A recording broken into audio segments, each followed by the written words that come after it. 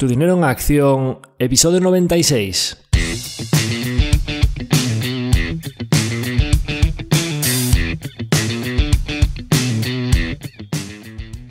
Hola, soy Javier Acción, asesor financiero independiente autorizado y registrado en la Comisión Nacional del Mercado de Valores con el número 149 y asesor del fondo de inversión Acción Global. Te doy la bienvenida a Tu dinero en acción, tu podcast de inversión, donde hablaremos de manera sencilla y cercana de conceptos, métodos y alternativas para rentabilizar tus ahorros. Si te planteas sacarle partido a tus ahorros o quieres descubrir qué opciones te interesan más, te invito a quedarte para aprender sobre finanzas con un lenguaje directo y sin tecnicismos. Si tienes alguna pregunta, duda o sugerencia, puedes contactar con nosotros utilizando las distintas vías que encontrarás en nuestra página web www.accioninversiones.com.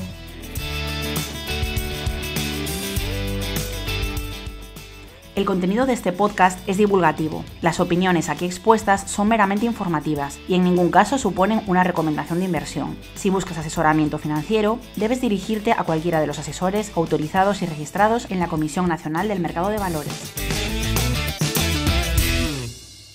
En el episodio de hoy de Tu dinero en acción volvemos con uno de nuestros capítulos de balance trimestral, un balance que en esta ocasión de manera extraordinaria lo vamos a tener que hacer un poquito antes del cierre del trimestre, porque en esta ocasión este capítulo, aparte de ser de balance, también es de despedida de la tercera temporada del podcast. Y dado que era el último episodio, no queríamos despedirnos sin dar unas pinceladas de lo que han sido los últimos meses en los mercados y en nuestra cartera. Además, dado que terminamos la temporada, también quería hacer un pequeño balance de lo que ha sido la tercera temporada del podcast Tu dinero en acción, y como suele suceder en estos episodios más sentimentales, de despedida, de bienvenida, o que en general marcan un antes y un después entre temporadas o ante acontecimientos importantes, como sabéis, me gusta tomarme la libertad de reflexionar en alto o de hacer una carta blanca o barra libre de pensamientos del autor en base a temas que me rondan la cabeza habitualmente y que nunca había conseguido plasmar en un episodio, siempre con una base inversora o siempre con una relación en el proceso inversor, pero también con algunas reflexiones que creo que son aplicables para la vida en general. Entonces, ¿de qué vamos a hablar en el capítulo de hoy? Bueno, pues haremos un breve balance trimestral de lo acontecido en los mercados y en nuestra cartera del Fondo Acción Global durante el segundo trimestre de 2024 y en general de lo transcurrido en este año 2024 hasta,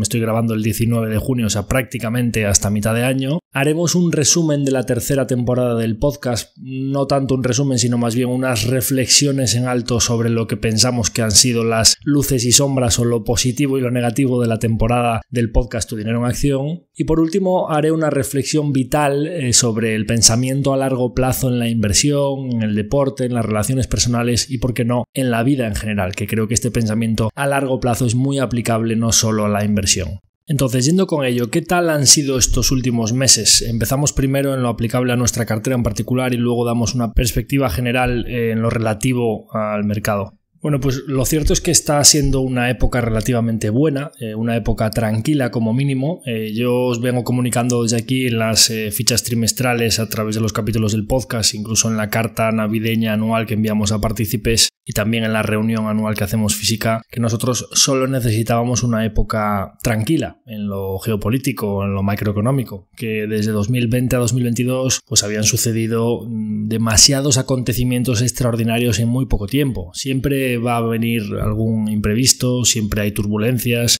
Lo único que no sabemos es cuándo va a venir el siguiente acontecimiento, pero sabemos que van a venir curvas por el camino y sabemos que el camino no es rectilíneo. Pero sí que es verdad que en el plazo de 2 años que haya una pandemia global, la inflación más alta de los últimos 40 años, una guerra en el medio de Europa y la subida de tipos de interés más abrupta desde los años 70, pues eso en el plazo de 2 años son bastantes cosas importantes que han sacudido los mercados, ¿no? Entonces, pues nosotros veníamos defendiendo que solo necesitábamos una época más tranquila, no necesitábamos una bajada muy abrupta de los tipos de interés ni una época de crecimiento económico desproporcionado para que nuestra cartera lo hiciese bien, solo necesitábamos tranquilidad para que nuestras compañías, que eran buenas, demostrasen que pueden componer a una tasa muy razonable, ¿no? Y de hecho, pues lo único que ha pasado en los últimos tiempos es precisamente eso, que hemos tenido una cierta tranquilidad. No hemos tenido todavía bajadas de tipos de interés en Estados Unidos y en Europa las hemos tenido muy residuales de 1/4 de punto, ya veremos qué pasa hacia finales de año. La inflación todavía está lejos del objetivo del 2%, pero sí que está mucho más normalizada que cuando llegamos a verla al 9 o al 10%, digamos que ha convergido un poco con su media histórica. Y quizá lo más positivo de todo es que no han bajado los tipos de interés, porque lo que está sorprendiendo bastante al alza es la economía, ¿no? Parece que ese ahorro que se acumulamos durante la pandemia, esos bajos niveles de endeudamiento privado, a pesar de que lo que sean altos sean los niveles de endeudamiento público, pues están ocasionando un consumidor pues muy dinámico, gente con ganas de consumir, de comprar casas, poca oferta de nueva vivienda, y eso está manteniendo muy bien los precios del sector inmobiliario. Lo estamos experimentando aquí en nuestras propias carnes. Pues yo lo experimento en Coruña, pero cualquiera que viva en ciudades importantes en España está viendo que en el centro de las principales ciudades es complicado encontrar piso tanto para comprar como para alquilar a precios razonables, y por lo general pues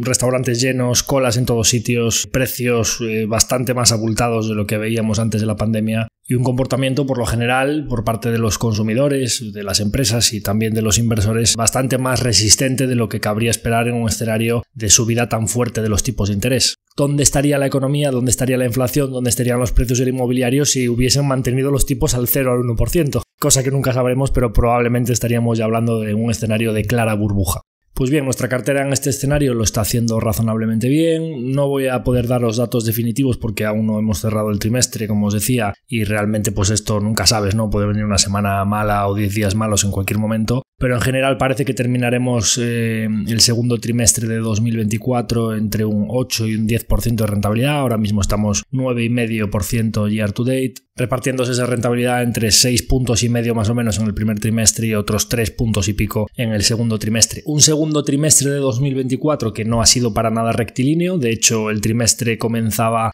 con un tono bastante correctivo, especialmente finales de marzo, principios de abril. Parece que podía venir esa corrección de cuando la primera parte del año es muy buena y se suele decir selling May and go away. Pues en este caso, menos mal, nosotros nos hemos mantenido firmes en nuestra política de mantenernos prácticamente plenamente invertidos y que somos completamente agnósticos a lo que va a hacer el mercado. Es verdad que esto es año electoral 2024 en Estados Unidos, y en los años electorales, hasta que se producen las elecciones, suele haber una continuación de esa tendencia. Ya veremos qué pasa después, pero lo cierto es que desde el mes de mayo la recuperación del mercado ha sido muy muy potente, ¿no? Hasta un trimestre que parecía que podía ser correctivo, incluso en algunos índices llegamos a ver caídas en el segundo trimestre de 2-3% hasta donde están ahora, que están 3, 4, 5% arriba dependiendo de los índices. Para nada ha sido un trimestre homogéneo, como comentaremos después cuando hablemos del mercado en general. De hecho, hemos visto correcciones importantes en muchas compañías y en muchos sectores y en índices concretos que lo están haciendo bastante mal en este segundo trimestre.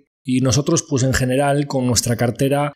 pues muy contentos. O sea, creo que estamos viendo cosas ya desde hace 2 años que van muy en la línea que queremos ver. Un comportamiento principalmente en las épocas de correcciones, creo que razonablemente defensivo. Es decir, cuando los índices estuvieron a principios del trimestre en terreno negativo, nuestra cartera aguantó muy bien, plana o ligeramente en positivo. Como os decía, en los momentos en los que los índices corrigen fuerte, siempre tenemos, ahora hablaré de algunas compañías que han presentado en las últimas semanas, pero siempre hay alguna compañía o alguna presentación o algún sector en concreto que nos está tirando del carro, sea salud, sean las torres de comunicación, sean los serial acquirers, sea Netflix, sea Spotify. Bueno, pues es como que se van dando un poquito la mano para que, digamos que con pequeñitas variaciones y una volatilidad mucho menor a la que experimentamos entre el periodo 2020-2022, una cartera más diversificada tanto en número de compañías como también en sectores y también con más foco en compañías, primero de calidad general más alta y segundo con más visibilidad, como ya hemos ido explicando aquí, pues eso va produciendo que las variaciones diarias sean más pequeñitas, pero que los drawdowns también sean más pequeños, ¿no? Que era uno de los principales objetivos que nosotros teníamos.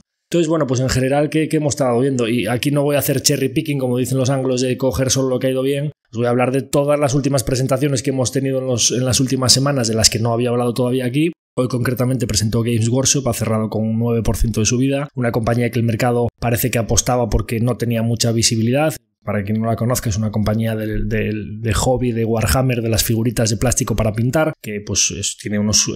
clientes muy fieles, ¿no? Que gastan todos los meses en su hobby, es quizás su afición principal, y es una compañía con márgenes brutos muy elevados, del 70%, con márgenes operativos cercanos al 40%, un ROIC de más del 60%, y pues una compañía que el mercado no tenía mucha visibilidad si en top line iba a crecer al 5 al 10% y acaba de presentar pues más de un 10% de crecimiento en top line, pero que eso en el segundo semestre se traduce a casi un 20% de crecimiento en los beneficios, que es una aceleración secuencial y que lleva a que el año completo que acaba de cerrar a mayo de 2024 implique un crecimiento del 17% del EBT, o sea, de los Earnings Before Taxes. Una compañía que desde el año 2019, los últimos 5 años, pandemia mediante, ha compuesto los Earnings Before Taxes a casi el 20%. Estamos hablando de que en los 5 años exactos, y no voy a poner periodos muy sesgados en los que le aumentasen mucho las ventas online o que la gente se encerrase en casa y se pusiese a jugar más, porque eso también tuvo su resaca posterior, sino que vamos a coger el periodo completo, pandemia, pospandemia, desde 2019 hasta 2024, que yo creo que es un periodo que sí que muestra muy claramente lo que es el hobby, su crecimiento en volumen, su crecimiento en precios, digamos un periodo en el que ya ves una realidad muy clara de lo que es el negocio de la compañía, y observamos que en esos 5 años, de mayo de 2019 a mayo de 2024, la compañía ha compuesto sus ventas a más del 14% anual compuesto, y que con la escala de márgenes eso ha llevado a los Earnings Before Taxes, la métrica principal de generación de valor para los accionistas, ha compuesto al 19,7%, prácticamente un 20%, ¿no? Pasando los Earnings Before Taxes desde 81 millones hasta 200 millones que acaba de cerrar. Bueno, pues un negocio que compone Earnings Before Taxes en plazos de 5 años a más del 19%, con ROIC del 60%, con márgenes de casi el 40%, pero que si tú le sacas los royalties y te quedas solo con la venta de figuritas y pinturas, te encuentras que los márgenes incrementales del crecimiento del core del negocio son de más del 50%, es decir, lo explico, cada figurita adicional que vende, sea porque abre nuevas tiendas o porque le sube un poco el precio a cada figura o porque vende una figurita más a un cliente que antes no se la vendía. Si sacamos el negocio de royalties, que básicamente tiene más del 90% de márgenes, para ver realmente el negocio core de esta compañía, cómo escala en márgenes cuando crece, nos encontramos que el incremento de ventas que ha tenido en el último año de su negocio core le ha producido unos márgenes del 53%. Es decir, es un negocio que tiene márgenes del 38%, pero es que cada venta adicional que hace, más de la mitad es beneficio puro, ¿no? Entonces, claro, un negocio con estas métricas quizá se parece, la gente tiende a decir, no, es que esto, si miras el múltiplo al que cotiza Hasbro, al que cotiza Mattel, los negocios de juguetes o de juegos de mesa por lo general suelen tener más ciclicidad, márgenes más pobres, retorno sobre el capital invertido peor. Esta compañía realmente sus métricas, márgenes operativos del 40%, ROIC del 60% y creciendo como un reloj a más de doble dígito en top line, a casi el 20% en downline, esto es más propio de un negocio de bolsos de lujo que no de figuritas de plástico inyectado. Pero resulta que el negocio de bolsos de lujo cotiza 40 veces y a cierre de ayer, hoy ya le han metido un 10% arriba, y yo creo que esto es un cambio de dinámica importante para Games Workshop porque el mercado ha visto que sí que va a crecer más de lo que se pensaba, y cuando pasan esos cambios de turno, digamos, ese cambio de la narrativa del mercado, las semanas siguientes suele haber un re-rate importante, porque es que a cierre de ayer, y siendo bastante prudentes con las estimaciones, y cogemos unos Earnings Before Taxes de los últimos 12 meses de 200 millones, esto viene creciendo al 17%, vamos a poner que no crece al 17%, que los próximos 12 meses crece al 10%, pues de 200 a 220. Esto cerró ayer a 3 billion de market cap. O sea, estamos hablando de una compañía que podría haber cerrado ayer a lo que serían entre 13 y 14 veces Earnings Before Taxes. A eso le sacas los taxes si es puro free cash flow. Es decir, es una métrica quizá más pura que el EBIT, más pura que el EBITDA, ¿no? Entonces 13-14 veces sí que es un múltiplo de negocio del montón, o sea, digamos de negocio pues bastante por debajo de la media del mercado, ¿no? Que el mercado americano pues está a 21 veces, el británico lógicamente está algo menos, pero o sea, una pura ineficiencia. La cotización de esta compañía, y creemos que es una de las que tiene potencial. Nosotros le estamos haciendo doble dígito desde que la compramos y creemos que esto en las próximas semanas posiblemente vaya a irse a doble dígito medio más bien, ¿no? Solo con que se ponga, no hace falta que se vaya a 22 ni 23 veces, solo que se ponga entre 18 y 20, que creemos que es un múltiplo bastante razonable para este negocio, pues la pueden mandar a máximos históricos. Máximos históricos que los hemos visto en otras compañías de la cartera en los últimos tiempos. Por supuesto, para nosotros está remando muy a favor pues compañías como Netflix o compañías como Spotify, con revalorizaciones en lo que llevamos del año del 65% en el caso de Spotify y de más de un 40% en el caso de Netflix. Por supuesto, Netflix desde mínimos lleva muchísimo más. O sea, nosotros construimos la posición a un precio medio de 300, pero es que la última compra, cuando hicimos aquella tesis inicial, cuando empezamos a hablar de Netflix, estaban a 180, 190 las acciones. Están a casi 700. O sea, se han más que triplicado las acciones en este periodo. Y el caso de Spotify lloviendo sobre mojado para bien, porque es que ya se había duplicado el año pasado y este año lleva más de un 60 en ese proceso de expansión de márgenes. En ambos casos, y también pues las Alphabet, las Amazon, las Inditex, etcétera, pues compañías que tienen revalorizaciones entre un 18 y un 25, pues en todos casos pues muy por encima de la media de mercado, ¿no? Pero quería hablaros de algunos casos más concretos, porque yo cuando os digo que el mercado nos debe algo en nuestro 40% de small y mid caps y que eso es un retorno que llegará tarde o temprano, pues no me lo invento. Y de hecho hemos visto algunos síntomas en las últimas semanas de que esto podría ser así. Acabamos de hablar del caso de Games Workshop, pero es que hace solo unos días presentaba Halma, una compañía que también el mercado había sometido a mucha presión y que a finales del año pasado fue una de nuestras principales compras, bajo la premisa de que creíamos que Halma tenía unos negocios de mucha calidad subyacente, muy poca ciclicidad y unos márgenes muy saludables que pues permitirían a la compañía generar mucha caja y seguir invirtiendo en la compra de esos nuevos negocios adicionales, un crecimiento inorgánico que se iba sumando poco a poco a lo que nosotros creíamos que era un crecimiento orgánico a largo plazo que probablemente sería más alto que el momento en el que nosotros la estábamos comprando, es decir, un momento en el que la compañía estaba reportando por debajo de su media histórica, pues porque principalmente el sector de healthcare o life science pues estaba bajo mucha presión post-COVID y que pues ese pesimismo era el momento de cazarla a múltiplos muy razonables, venía desde más de 3.000 peniques, o sea, más de lo que serían 30 libras, y la estábamos comprando a un precio medio de 18-19 libras, ¿no? Una caída de casi el 50% que se ve muy poquitas veces en un negocio como Halma. Bueno, ya había tenido una revalorización más o menos en la línea del mercado del 20% más o menos desde que la compramos nosotros, y reporta Halma el segundo half de 2024 que cierran a marzo y acaba de reportarlo. Comentamos aquí cuando fue lo de SDIPTEC que había presentado unos orgánicos muy buenos en un escenario en el que las Lifco, Indutrade, Adtech, todo este grupo de serial acquirers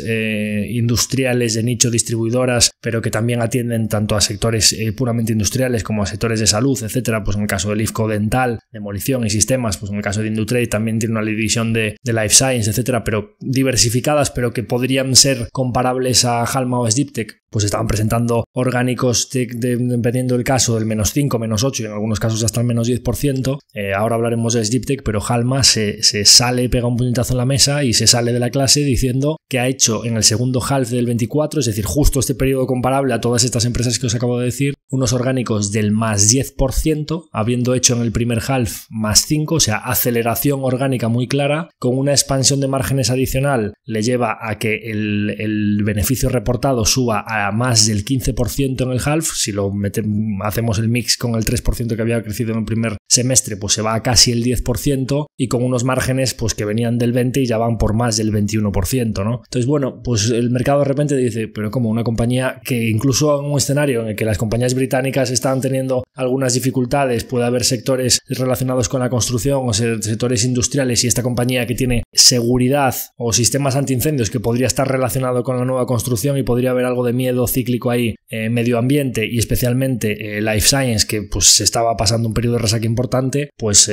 recuperación en todas las áreas, y además dos de las divisiones como son seguridad y medio ambiente con orgánicos muy por encima de la media, y especialmente una de las divisiones de fotónica que puede tener algunos clientes relacionados con los semiconductores pues con un crecimiento muy muy importante. De hecho les hicieron varias preguntas en este terreno sobre la sostenibilidad de este crecimiento de la división de fotónica, que comentan que como mínimo para el fiscal year 2025, que es el que acaba de empezar ahora, es decir, hasta bien entrado 2025, parece que la entrada de pedidos que están teniendo puede continuar este crecimiento. Bueno, pues solo ese día subieron las acciones de Halma un 13%, con subida adicional los días siguientes. Ya estamos desde nuestra posición media tomada a finales de 2023 en un 40% de revalorización, que es para esta compañía que nosotros esperábamos componer a doble dígito bajo. Por eso os digo, cuando pillas un negocio, como os comentaba el otro día en el caso de American Tower, cuando pillas un negocio de estos a un múltiplo razonable, resulta que lo que pensabas que era un múltiplo o una TIR razonable de doble dígito muy bajo, entre un poquito de volumen, un poquito de pricing en las adquisiciones, etcétera, pues de repente se te convierte en que un poco de re-rate, porque el mercado se pone más optimista, pues resulta que se te convierte en una TIR extraordinaria. Así que pues Halma demostrando que probablemente sea en los próximos años una de esas compañías Sleepwell que forme parte, que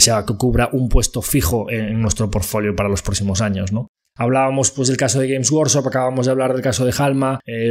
pues otras compañías que han presentado recientemente, Inditex confirmando que realmente no va a crecer al 5 o al 6%, que está arañando mucho a cuota y que tiene probabilidades de seguir creciendo cerca, si no al 10 o al 12, pues prácticamente a esas tasas. Incluso las primeras semanas del nuevo trimestre estaba creciendo por encima del 10. El mercado ha dicho, ¿cómo? Pero si los analistas estaban diciendo que ibas a crecer al 5 y estás diciendo que creces al 12. con una gestión excelente, con la expansión de márgenes continua, bueno, pues solo ese día subieron casi un 6% las acciones, más la revalorización de los días después, nuevos máximos históricos para Inditex, ¿no? El caso de Adobe, una compañía que sabéis que nosotros redujimos la posición cerca de 600, más o menos un precio medio de $580, la mandaron muy abajo, en torno a 400 y pico, nosotros teníamos una posición pequeñita del 1,5, un poco a la expectativa de qué pasa con ese riesgo de disrupción del tratamiento de imágenes por la inteligencia artificial generativa, que podría ser, pues Adobe defiende que se haga tan masivo la generación de contenido, para ellos va a ser muy bueno, porque ellos son los principales impulsores de las herramientas de inteligencia artificial a través de sus aplicaciones. Por la información que hemos podido obtener en entrevistas con profesionales de la industria, parece claro que la gente sigue diciendo que ni se plantean cambiarse de Adobe y que bueno, pues no sabemos a qué tasa va a crecer, pero bueno, siempre mirando un poco de reojo la valoración, porque era una compañía pues que estaba a una valoración exigente, entonces no te puedes permitir ningún traspiés, motivo de que nosotros la redujésemos. Bueno, pues presenta resultados el otro día con una reaceleración en la captación de sus ventas recurrentes, su annual recurrent revenue, que al final es la métrica principal que mira el mercado de cuántas ventas recurrentes añades al conjunto de tus ventas cada trimestre, que eso va a ser lo que se mantenga con una tasa de retención superior al 90% en los próximos años, y de 500 y pico millones habían bajado a 460 más o menos en los últimos trimestres, motivo de que el mercado se preocupase por si esa tasa de captación de ventas recurrentes podría seguir deteriorándose, y de repente pues presentan reaceleración, 580 millones, el máximo desde hace varios trimestres, y solo ese día le metieron a Adobe un 14% para arriba.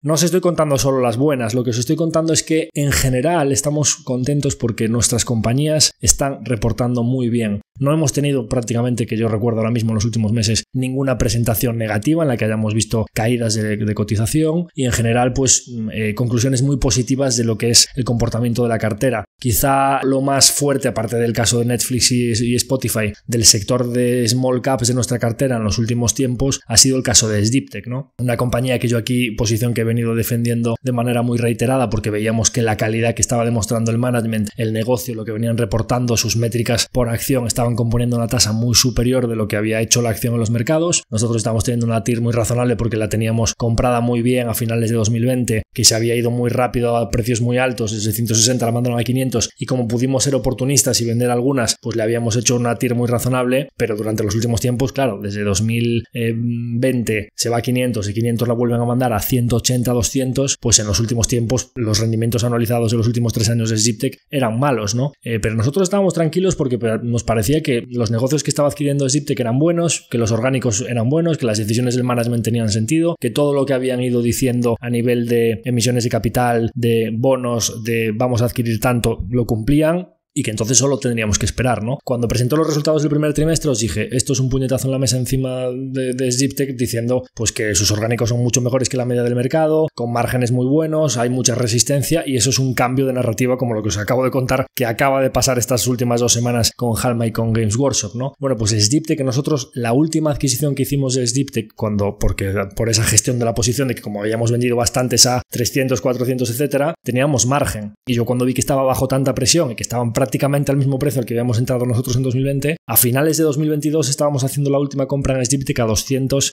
coronas suecas. Incluso aún recientemente, en octubre de 2023, llegó a hacer mínimos en niveles de 220, 230. Bueno, pues presentó esos resultados, están a 350 las acciones, o sea, se han metido un rally del 40-50% en cuestión de unas pocas semanas, pasando de estar negativo year to date, como estaban en 2024, a estar más 25% year to date, muy por encima de los índices. En nuestro caso, no solo esto supone que hayamos a los precios actuales más que duplicado nuestro precio inicial de 169 coronas que empezamos a comprar esta compañía, pues efectivamente 169 por 2 serían 340, o sea, ligeramente por encima de por 2, pero con esas operaciones un poco oportunistas, que en algunos casos son oportunistas y otras cosas porque nos lo marca la regulación, ¿no? Cuando una compañía sube por encima del peso que tenemos permitido, pues reducimos, y conforme ganamos margen porque vuelve a corregir, podemos volver a adquirir esas acciones que habíamos vendido más altas, ¿no? Como siempre os digo, no clavamos los máximos porque vendimos a 320 y las llegaron a mandar a 500. Tampoco hemos clavado recientemente los mínimos porque estábamos comprando a 220, 200 y las llegaron a mandar a 170, 180, ¿no?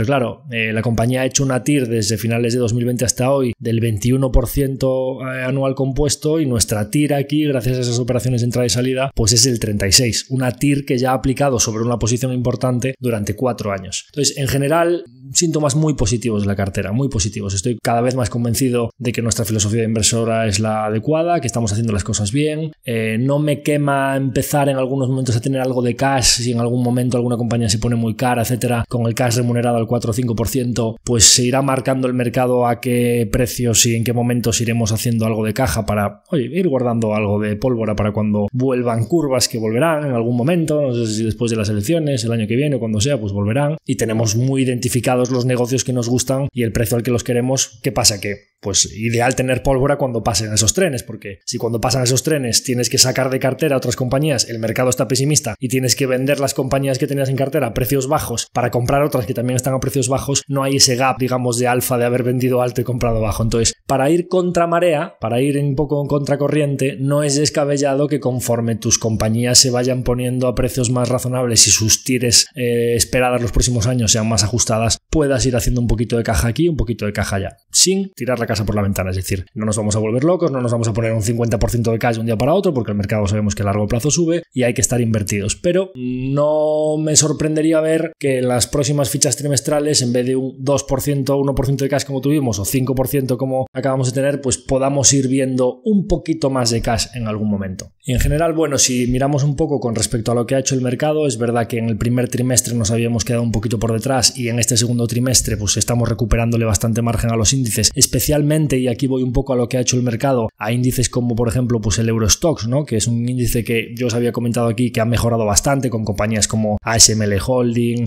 L'Oréal, Hermès, Air Liquide o Adyen, que son compañías de muy buena calidad que están tirando del índice para convertirlo ya no en un índice basado en automovilísticas, bancos y aseguradoras, pero, y aquí es a donde voy ahora, que no ha sido homogéneo el trimestre. Todo el tema de las elecciones europeas, de los aranceles a China y del amago de datos económicos que podrían invitar a pensar en que en algún momento, y Europa ya lo está haciendo, podría venir la normalización de tipos, pues como os imagináis, a los bancos y a las automovilísticas y demás, pues no le está sentando especialmente bien. Sobre todo lo de las elecciones europeas. De hecho, cuando fue lo de ya no los resultados de las elecciones, sino concretamente Macron convocando elecciones y bueno, diciendo que asumía los resultados y que Le Pen había aumentado muchísimo, pues esos días a los bancos franceses le estaban metiendo un -8 cada día a cada uno de ellos, ¿no? Los bancos siguen teniendo un peso importante en índices como el Eurostoxx y como el IBEX, hasta el punto de que os hagáis una idea, nosotros estamos, dependiendo del momento, 3,5% arriba en el trimestre, 9,5% 10% arriba en el año. El Eurostoxx en el trimestre está en -4%, o sea, le hemos metido 8 puntos a un índice como el Eurostoxx, que os digo que ha mejorado mucho su calidad en el trimestre. El IBEX está plano, ligeramente negativo en el trimestre, 9% arriba en el año, en lo cual nos ha permitido que solo en un trimestre en el que, pues yo os decía, pues igual no es tan buena idea, posible escenario de que en algún momento la economía empiece a ralentizarse y los tipos empiezan a bajar, estar refugiado en automovilísticas legacy, digamos, de motor de combustión y bancos o aseguradoras, a las cuales pues les perjudica bastante que bajen los tipos, ¿no? Y ya lo habíamos visto cuando fue el terremoto financiero de los bancos regionales de Estados Unidos, que eso a nosotros no nos afectó ni tangencialmente, vamos, es decir, que al final la no exposición al sector financiero, cuando subieron mucho los tipos en los trimestres anteriores, decía, eso nos está lastrando. Tenemos un lastre que son las compañías medianas y pequeñas, que cuando vengan empezamos a ver brotes verdes en las compañías medianas y pequeñas, y lo que nos queda, porque tenemos las Singular, NBI, Just Scientific, Vitec Software, muchas compañías que están todavía lejos de máximos y que queremos que, igual que ha venido ahora Games Workshop, Halma o Ziptec, pues queremos que todas esas compañías irán viniendo, ¿no? Pero teníamos otro lastre, y es que nosotros no tenemos exposición a energéticas y a automovilísticas y a bancos. Bueno, pues ya empezamos a ver en algunos trimestres, en algunas semanas, que esa no exposición, pues lógicamente para nosotros es positiva, y creemos que en plazos largos, cuando tú miras el comportamiento de estos sectores y su destrucción o no generación de valor en plazos de 20 años, pues intuyes que o eres muy oportunista pillando los ciclos, o si tú quieres esas compañías con visibilidad, rampas con dientes de sierra pero ascendentes, esas maquinitas de componer, pues probablemente no sean esos sectores con tantas dependencias externas, que si los aranceles, que si el coste de los materiales, que si los tipos de interés, que si la tasa de paro, que si la tasa de mora, pues un montón de cuestiones que dependen más del devenir general de la economía que de las decisiones del propio management, ¿no? Bueno, pues eso nos está rentando a nosotros de manera importante.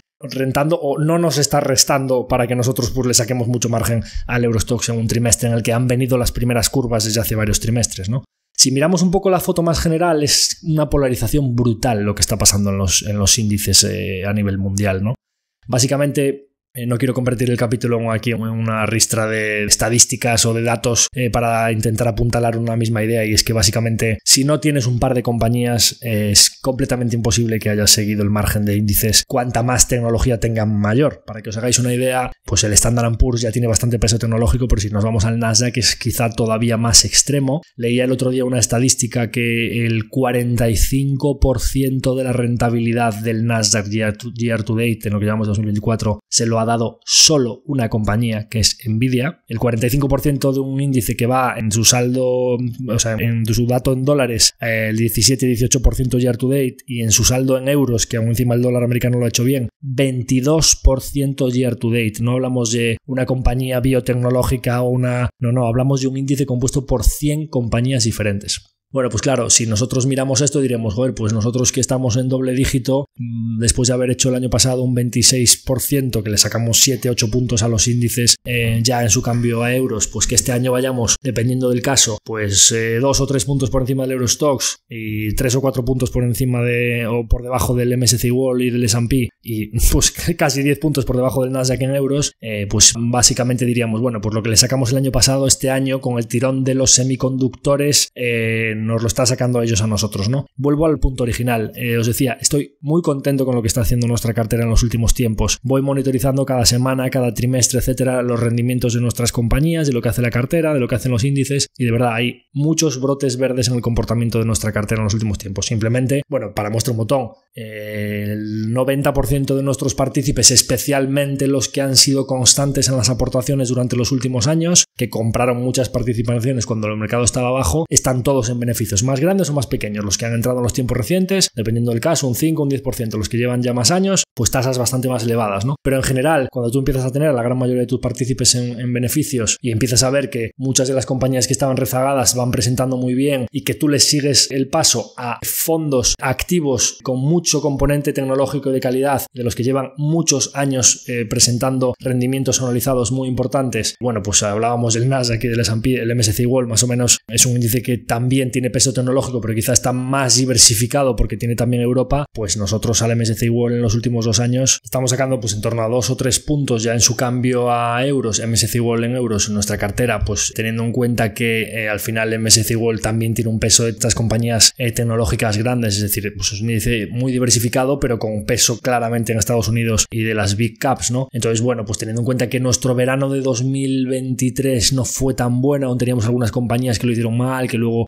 rotamos y demás, en los últimos tiempos, aunque diría que ya en plazos de 2 años estamos viendo que desde la caída tan fuerte de 2022, que al final pues es una caída grande que pesa mucho todavía en los retornos anualizados a 3 y 5 años, ¿no? Pero bueno, como os decía, creo que brotes verdes importantes, creo que una parte importante de la cartera todavía tiene que demostrarnos muchas cosas y que creemos que estamos viendo los primeros brotes verdes en esa línea con las presentaciones de las últimas compañías medianas y pequeñas, que son todas muy positivas, pero claro, eso es porque a mí me gusta ponerme el listón muy alto y siempre tengo en mi tabla comparativa los índices que digamos que mejor lo hacen a largo plazo, como son el MSCI World, el Standard & Poor's y el Nasdaq, ¿no? Pero para daros un poco para muestra un botón de la situación que tenemos tan polarizada en los índices, en los que si no tienes un par de compañías, o sea, lo que le faltaba a los índices es que Apple se pusiese a tirar porque ha sacado una integración con OpenAI que ni siquiera lo han desarrollado ellos internamente y que básicamente no suponen ninguna innovación más allá de que vas a tener que comprarte un iPhone nuevo y las acciones se han puesto a volar. Bueno, pues viene el ciclo de nuevos iPhones, una compañía que lleva mucho tiempo sin innovar, pero como todo el mundo va a ser fiel a sus productos, pues se ha puesto a volar las acciones. Entonces ya no solo Nvidia, sino que ahora también lo que le faltaba a los índices es que Apple se pusiese a tirar, ¿no?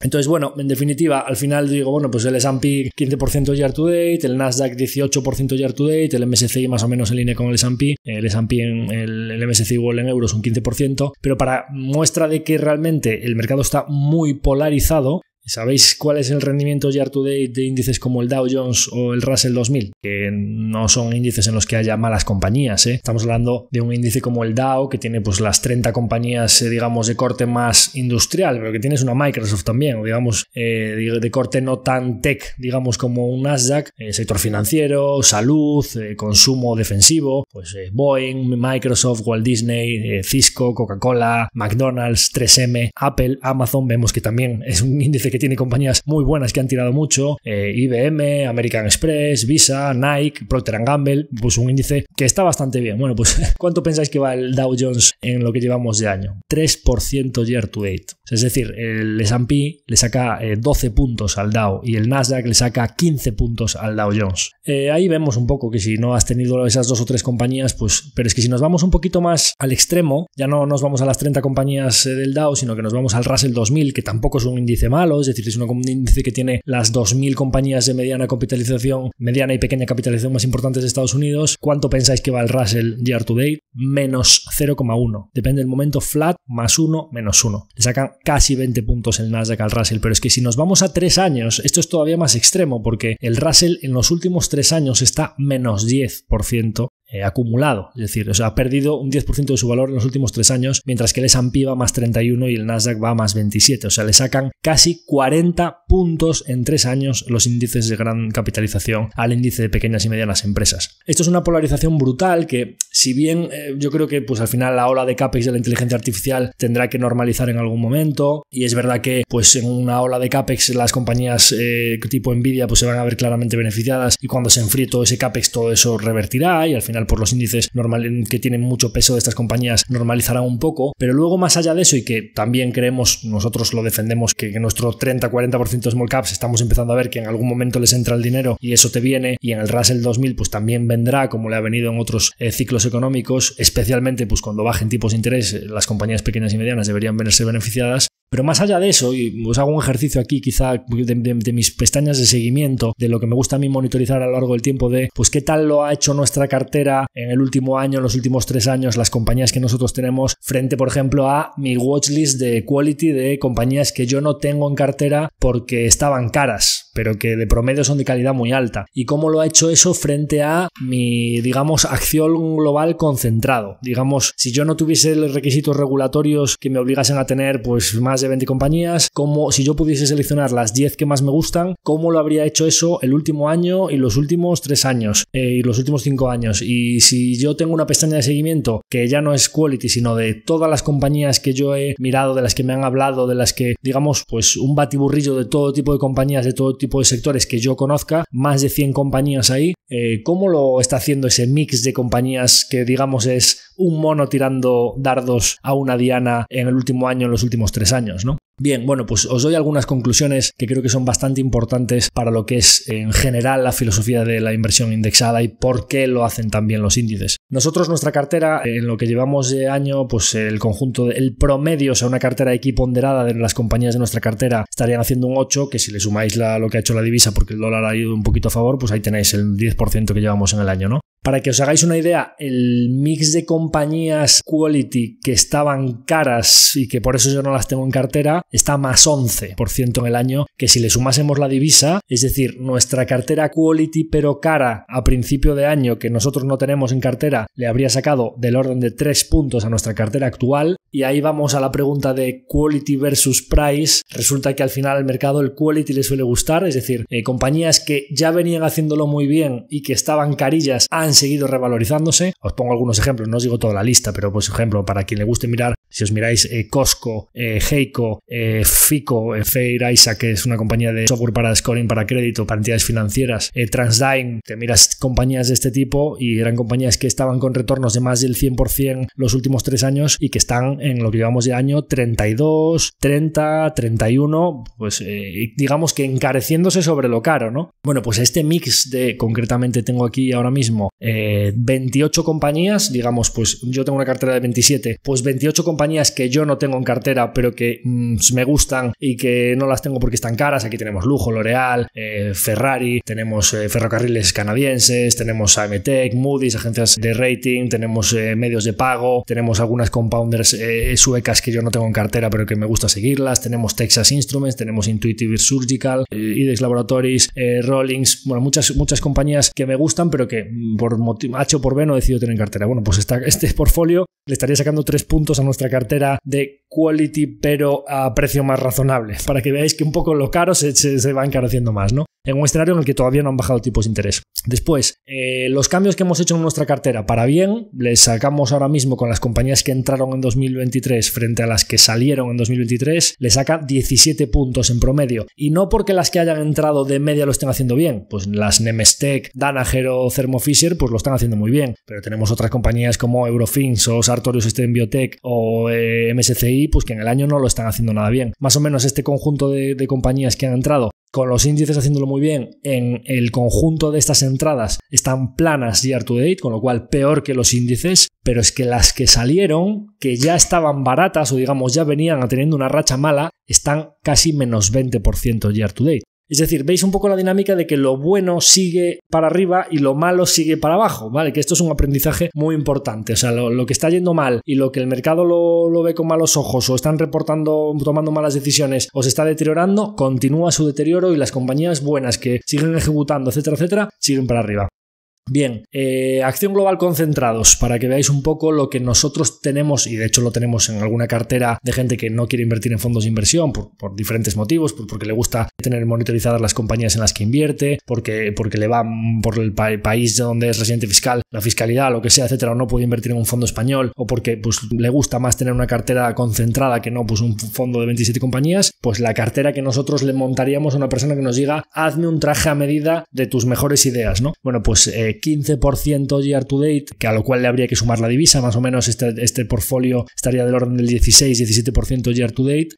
pero es que si lo miramos este portfolio concentrado, que son una cartera de 10 compañías, nuestras, digamos, 10 mejores ideas son las únicas compañías. Si yo monto un portfolio de 10 empresas, todas ellas están en la cartera de acción global, pues ¿cuáles son las 10 principales con las que me quedaría, no? Bueno, pues no solo está más 15 en el año, sino que en los últimos 3 años este portfolio estaría más 43%, es decir, un rendimiento del 12,7% anual compuesto los últimos 3 años, lo cual le saca pues 26 puntos al Dow Jones durante estos 3 años, 12 puntos al S&P, 16 puntos al Nasdaq y más de 50 puntos al Russell 2000. Una verdadera barbaridad que habla de las bonanzas de las carteras concentradas cuando vas a el extracto puro de las ideas en las que crees que no te vas a equivocar, y que también pues transmite un poco esa filosofía de que cuando estás obligado a diversificar hay veces que no solo no es diversificación, sino que puede ser, como dicen los americanos, disworsification, o sea que es una diversificación que empeora el conjunto porque al final pues cometes más errores, ¿no? Es algo para reflexionar y que nosotros a lo mejor en algún momento nos plantearíamos la posibilidad a lo largo de los años. De momento tenemos mucho que demostrar con la cartera actual y creemos que vamos en muy buena dirección, pero en algún momento a lo mejor es planteable que podamos tener algún tipo de fondo que nos permita concentrarnos en nuestras mejores ideas.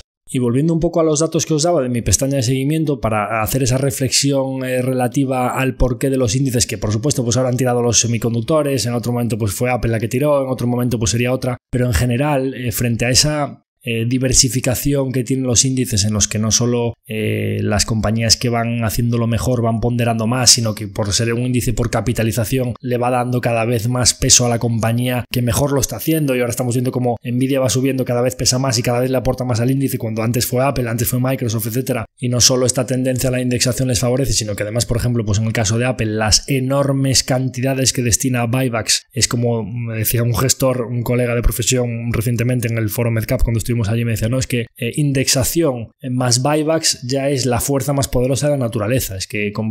puede ralentizarse el crecimiento y que Apple esté varios años sin innovar absolutamente nada y que el mercado la mantenga 30 veces beneficios, pues porque hay unas tendencias de mercado, de momentum, etcétera, que no es tanto una decisión racional por parte de los inversores, digamos, de si Apple está cara o barata, sino que pues hay flujos que la compran sí o sí porque la tienen que comprar y punto, en un caso por los índices y en otro caso porque es la propia compañía compañía que está devorando sus acciones, ¿no? Creo que esto, aunque sean dinámicas de mercado que para los gestores activos puedan perjudicarnos, yo creo que esto también debería generar oportunidades a largo plazo, ¿no? Es decir, que haya inversores o gestores o flujos de fondos, carteras indexadas y las propios buybacks de la compañía que sí o sí compren una acción, esté cara o barata, creo que eso debería producir discrepancias en el valor razonable de las acciones que nosotros como gestores activos deberíamos poder aprovechar. Pero más allá de esto, para que os hagáis una idea, os decía, bueno, pues os habla de nuestra cartera, del watchlist, digamos, quality que tengo, de nuestra cartera concentrada. Si nos fijamos en mi cartera, digamos, mi watchlist total masivo, estábamos hablando antes de 27 compañías, luego os hablé de una cartera concentrada de 10 compañías. Si nos vamos a una cartera, yo tengo aquí un fichero que monitoriza más de 50 compañías de todo tipo de sectores que yo en algún momento no tienen por qué ser para long, incluso algunas las miré para short. En algunos casos son compañías que las miré porque se estaban volatilizando, en otros miré porque ¿qué es esto que está subiendo tanto? Que les dediqué algún tiempo, ¿no? Y los iba metiendo en mi pestaña de seguimientos. Voy diciendo aquí compañías random de Atlas Copco, Vidrala, Brookfield, Celnex, Bravida, Steelfront, Paradox Interactive,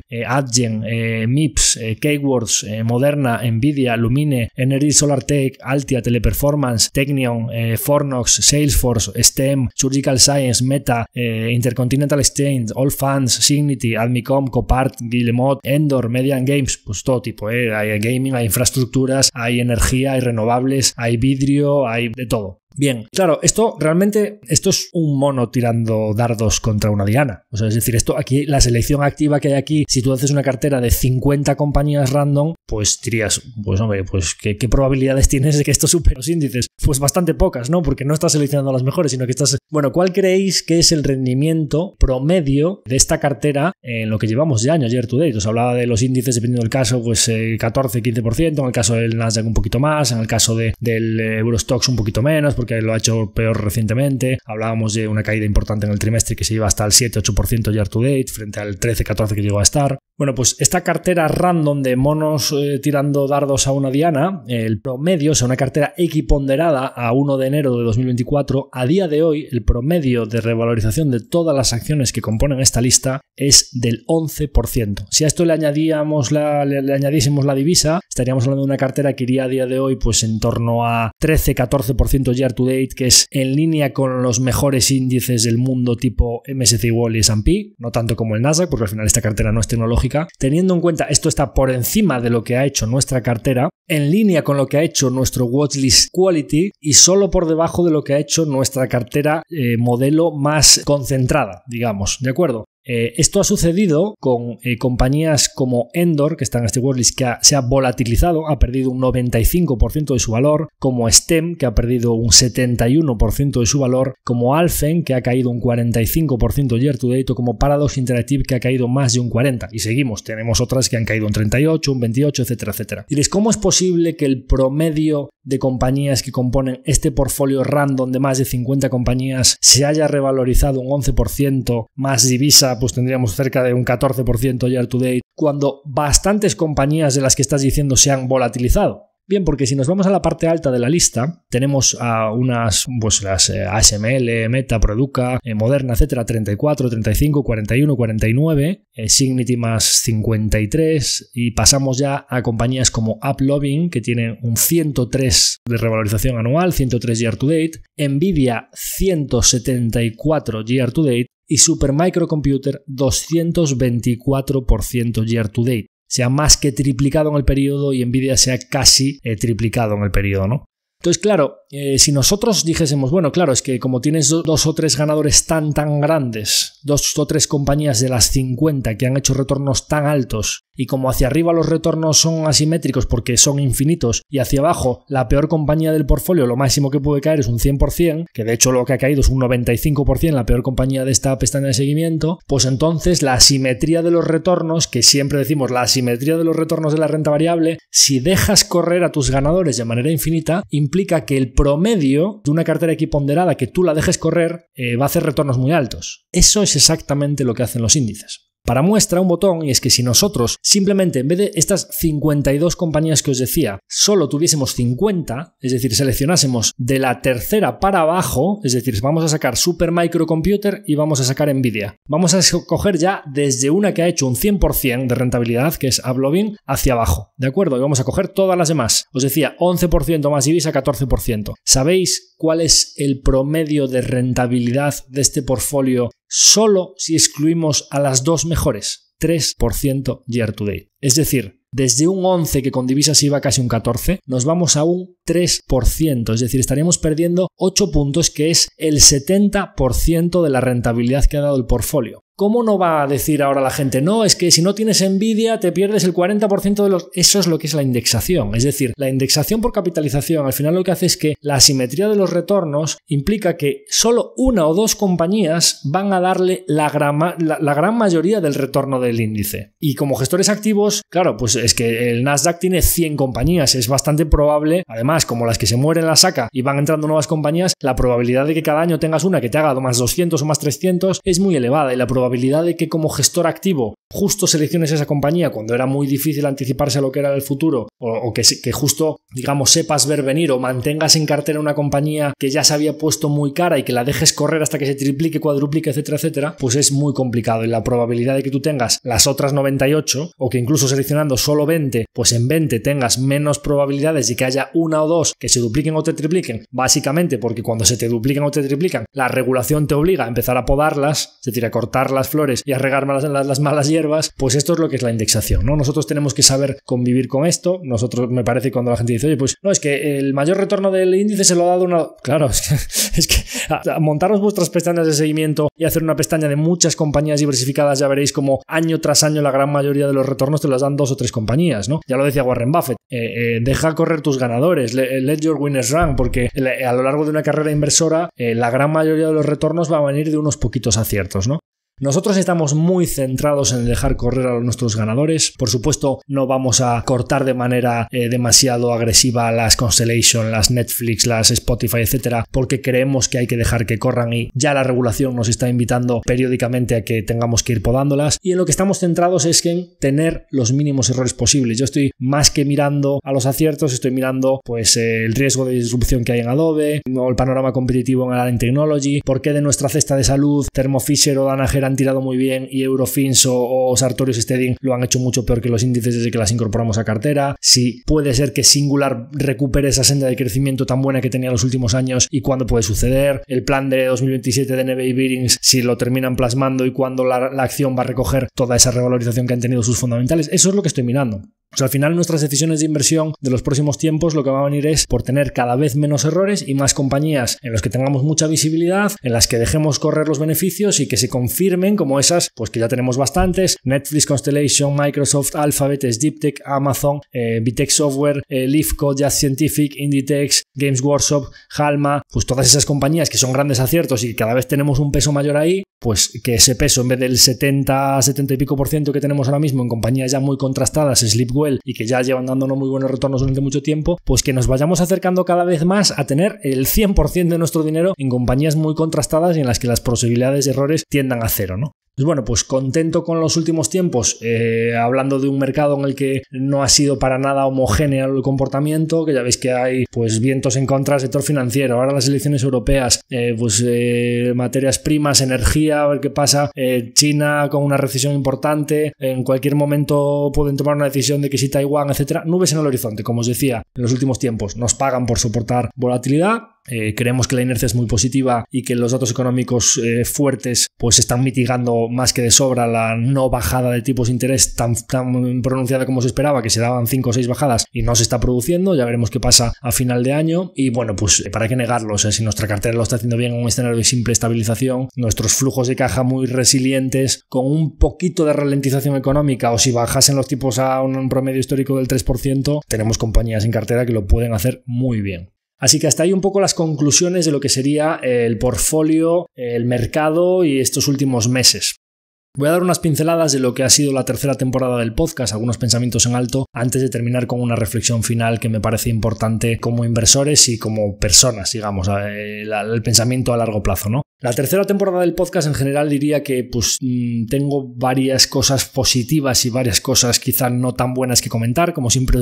os digo, me gusta daros la arena y la cal, un poco las dos caras de la moneda. No todo siempre es maravilloso y no todo siempre es horrible, siempre hay diferentes cosas positivas y negativas. Empezando por las positivas, creo que los objetivos de ordenar nuestras ideas, de ir comunicando lo que hacemos, de ir repasando al detalle las compañías en las que invertimos, los resultados que van presentando, de obligarnos a tener una constancia en la organización de la información, en cuanto a forzarnos a salir de la silla o de nuestra zona de confort e ir a eventos como fuimos el año pasado, en 2023, de pequeñas y medianas empresas en Estocolmo, que estuvo de maravilla para conocer no solo en mayor profundidad las empresas que tenemos en cartera, sino también hablar con muchos CEOs y CFOs de empresas nuevas que teníamos en el radar, o más recientemente, tanto el año pasado como este, al Foro MedCap aquí en España, pues que hay que ir allá a Madrid, pues todas las cosas que os dije que me pasaron, que sea el alojamiento, etcétera, que al final pues es un poco salir de tu esquinita, que pues ya me veo la presentación y ya me conecto a la conference call y tal, no, pues te vas allí, te reúnes con todas ellas y tal. Al final a mí el podcast me empuja a hacer en mayor medida todas esas cosas, ¿no? Entonces hay conclusiones muy positivas. En general seguimos teniendo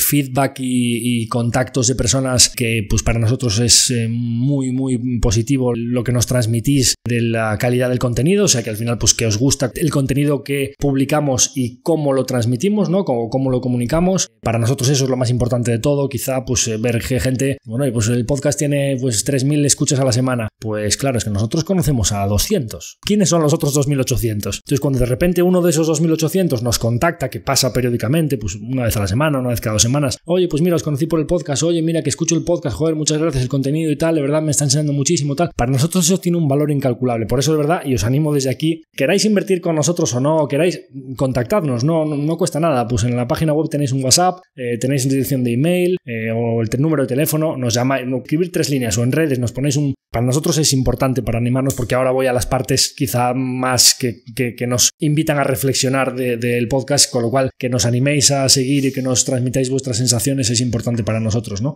Luego, entonces, partes quizá que a mí me dejan más pensativo o que sobre las que tenemos que pensar. Quizá pensamos, no lo tenemos muy claro, pero pensamos que a lo mejor la base de oyentes ha ido cambiando a lo largo del tiempo. No tenemos muy claro si de manera positiva o negativa, es decir, nuestro foco claro, o sea, nosotros al final queremos dirigirnos a nuestros partícipes, a nuestros clientes o a la gente que esté interesada en nuestro proyecto en general. Es verdad que nosotros tenemos un foco muy claro en divulgar y en aumentar la cultura financiera en España, el interés compuesto y largo plazo, pero nuestro foco número uno son nuestros partícipes, nuestros socios, los que van con nosotros en el proyecto. No tenemos muy claro si nuestra principal audiencia son nuestros partícipes. Podríamos pensar que a lo mejor los capítulos de situación de mercado y de balance trimestral y de qué está pasando y en qué compañías invertimos deberían ser los que más atención deberían generarle a nuestros partícipes. Y sin embargo, por ejemplo, pues ¿qué hemos visto desde la primera temporada hasta esta temporada? Pues hemos visto que, por ejemplo, los episodios de resultados trimestrales, que antes eran los más escuchados, resulta que en los tiempos recientes ha caído mucho las escuchas de los episodios de resultados trimestrales. Y eso a mí me deja rascándome un poco la cabeza sobre si hemos cambiado a un público quizá no tanto de café para muy cafeteros, es decir, hacia un público quizá que le gustan más los temas divulgativos, generales. Claro, pues al hacer capítulos de oportunidades para inversores conservadores o amortizo mi hipoteca si tengo liquidez, etcétera, que es más de cultura financiera general, o para esas personas pues que trabajan con su banco de la esquina pero que no analizan empresas ni son expertos en renta variable, etcétera, pues ese tipo de público, por ejemplo, que a nosotros para divulgar y aumentar la cultura financiera y que la gente sepa cómo gestionar sus finanzas personales nos parece crucial y una prioridad número 1, número 2, digamos, quizá solo justo después de nuestros partícipes, pues a lo mejor es probable que los capítulos de que profundizamos mucho en empresas, en temas más técnicos y contabilidad y tal, pues les gusten menos, ¿no? Y es posible que a lo mejor pues a la persona que tiene su propia cartera de acciones y que analiza y tal, pues que haya ido perdiendo afición por nuestro podcast porque hemos ido hablando de temas más generales de divulgación y de cultura financiera general, y que entonces pues que hayan ido escuchando cada vez menos el podcast, y entonces pues que tampoco entonces ahora escuchan los de resultados trimestrales. Eso nos rasca un poco la cabeza, ¿no? Decir, bueno, pues ¿por qué ha cambiado esto, no? Luego otra cosa que quizá nos hace dudar, bueno, por supuesto, la dedicación al podcast es importante, o sea, al final, o sea, para nosotros es una comunicación que consume recursos en forma de tiempo, preparación, tanto las entrevistas, los capítulos divulgativos, la grabación, preparación de los índices o de los índices de contenidos, ese guión, ese calendario editorial, la edición, la publicación. Estamos un poco en la brecha entre decir, el tiempo dedicado, los recursos dedicados frente al retorno, pues es algo que nos estamos planteando como para hacerlo de una manera quizá más eficiente. Tampoco tenemos claro que nuestra base de partícipes valore que haya 1 hora de contenido a la semana. De hecho, sabemos a ciencia cierta que la gran mayoría de nuestros partícipes no tienen tiempo para escucharse 1 hora todas las semanas. Y al mismo tiempo nos damos cuenta de que en general,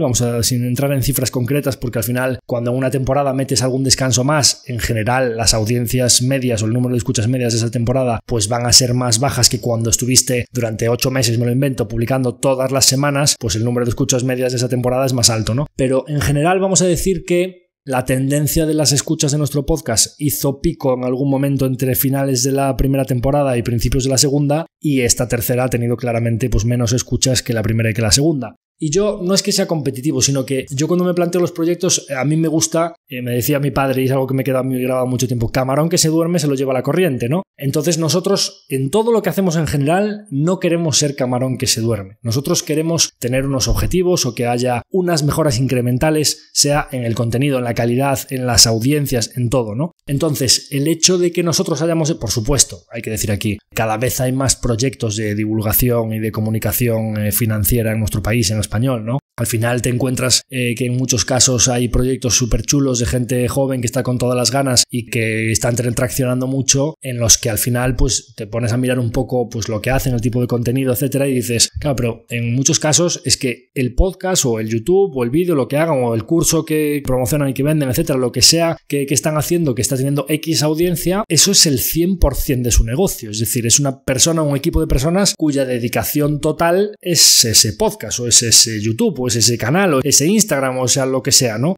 Para nosotros nada más lejos de la realidad. Nosotros esto es una forma para comunicar lo que hacemos el otro 90% del tiempo. ¿Me explico? Entonces nosotros pensamos que frente a todo ese tipo de iniciativas en las que al final su fin es su medio, digamos que para nosotros esto no deja de ser un medio pues con otro fin completamente diferente, ¿no? Pues cuando tu medio es tu fin, al final pues nosotros tenemos la batalla completamente perdida frente a alguien que destina todos los recursos a contenido, a hacer los shorts, a publicarlo en diferentes plataformas, a la edición, a las carátulas, a buscarlos en los algoritmos, qué es lo que te va a promocionar mejor, Spotify, YouTube, etcétera, etcétera. Nosotros pues no hacemos nada de eso, ¿no? Entonces, una reflexión aquí en alto frente a la cantidad, la cadencia, la periodicidad, el tipo de contenido, todo esto son pensamientos en alto que yo os quiero transmitir. Nosotros estamos muy contentos con el podcast, pero sí que pensamos que es algo que, como creemos que podríamos decir que ha llegado a su techo, es algo que debemos mantenerlo, primero en deferencia para todos los partícipes que nos escuchan, segundo porque nos sigue contactando mucha gente que llega a nosotros a través del podcast, y tercero porque al final sí que tenemos una misión muy clara de mejorar la divulgación y la cultura financiera en nuestro país, pero sí que sometiendo a reflexión, y ahora viene el periodo estival de varios meses en el que ya visteis que esta temporada hicimos varios descansos, pues no sé si volveremos a una cadencia quincenal, no sé si reduciremos la duración, no sé si simplemente... También nos hemos encontrado, por ejemplo, otra reflexión aquí. Yo me he visto en varias ocasiones en las que estaba contando algo y decía, pero yo creo que esto, aunque no estaba en el tema de ese episodio, esto ya lo he mencionado en alguna ocasión. O sea, no quiero caer en el ser demasiado repetitivo, no quiero que volvamos siempre sobre los mismos términos, no quiero que tengamos que repetir episodios muy parecidos unos a otros por el simple hecho de tener que publicar cada semana. Y claro, ¿qué sucede? Pues sucede que realmente cuando no vas a publicar invertir en renta variable volumen 27, o no vas a publicar invertir en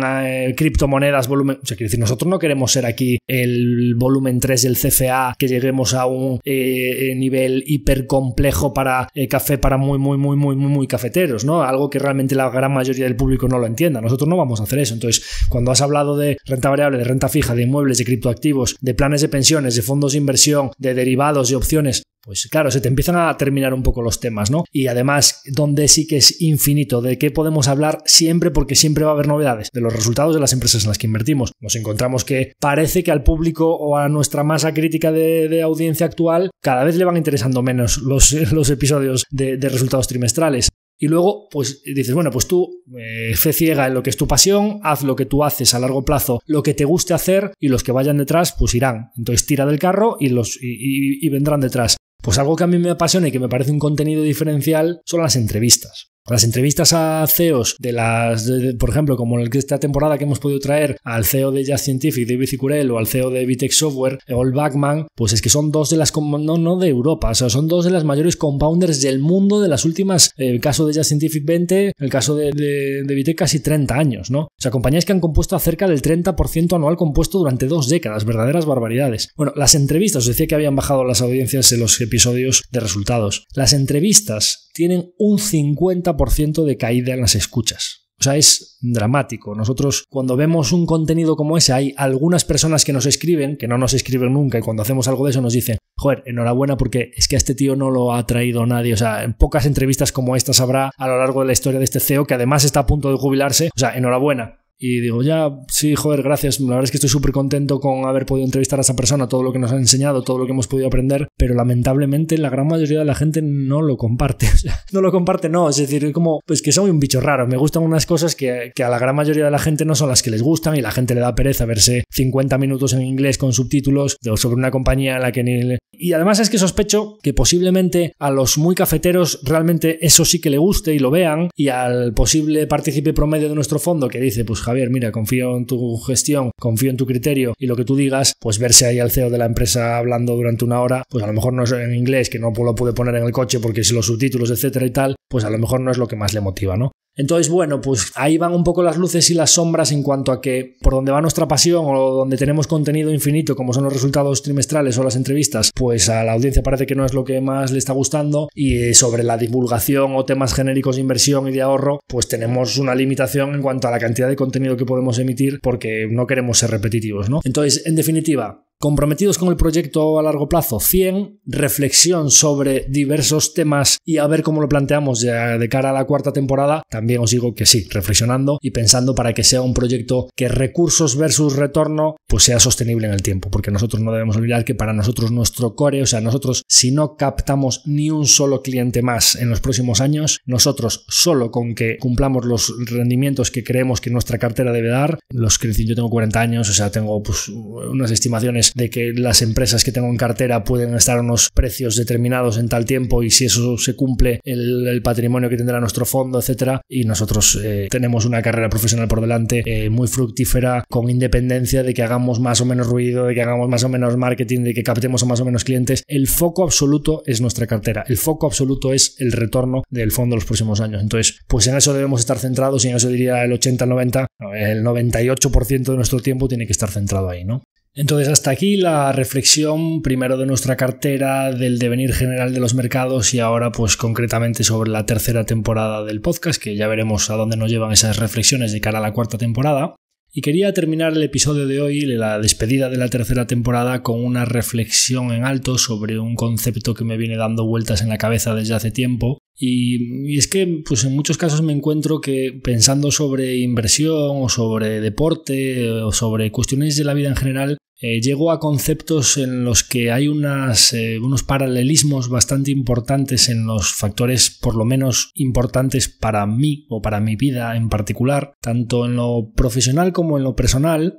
Y que digamos que pues saco algunas conclusiones en las que me encuentro que una manera de tomar las decisiones o una forma de pensar a largo plazo o un factor temporal más prolongado en el tiempo, conforme me voy haciendo más mayor, dicen algunos inversores, ¿cómo puede ser que conforme vas teniendo menos años de vida por delante te vayas volviendo más paciente, ¿no? O vayas queriendo menos resultados rápidos y vayas queriendo que todo se cocine más a fuego lento? Pues esa experiencia, no sé si la experiencia de la vida o las muescas en la culata cuando has intentado tomar atajos o cuando